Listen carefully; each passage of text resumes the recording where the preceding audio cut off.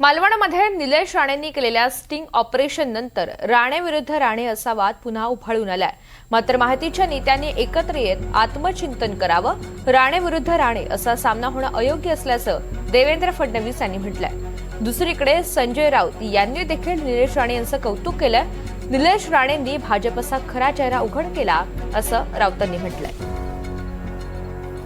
मी सगळ्यांच्याच पाठीशी आहे, जो चांगला वागेल त्याच्या पाठीशी मी आहे। कोणी चुकला तर त्याला मी सांगेन, माझ्या पक्षाचा असला तरी मी चुकीच्या मागे उभे राहत नाही, जे काही योग्य असेल त्याच्या मागे मी उभा राहतो। त्यामुळे मी निश्चितपणे एवढं सांगतो की खरं तर जी काही परिस्थिती पाहायला मिळते ती काही चांगली नाही आहे। म्हणजे असं राणे विरुद्ध राणे वगैरे असं होणं काही योग्य नाही आहे।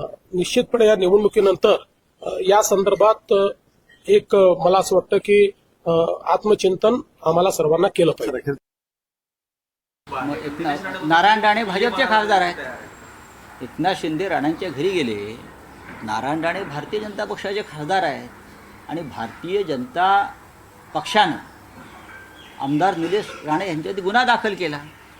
मी निलेश राणे यांचं अभिनंदन करीन की त्यांनी कशा प्रकारे पैशाचं वाटप होतं कोकणात हे दाखवण्याचा प्रयत्न केला।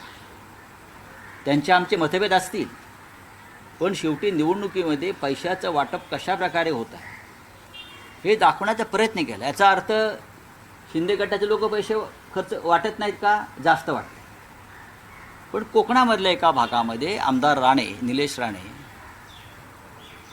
यांनी कसे पैसे येतात, कसं पैशाचं वाटप होतं यावरती प्रकाश पाडला असेल तर निवडणूक आयोगानं त्यांची दखल घेण्याऐवजी त्यांच्यावर गुन्हा दाखल करणं हे काय मला योग्य वाटत।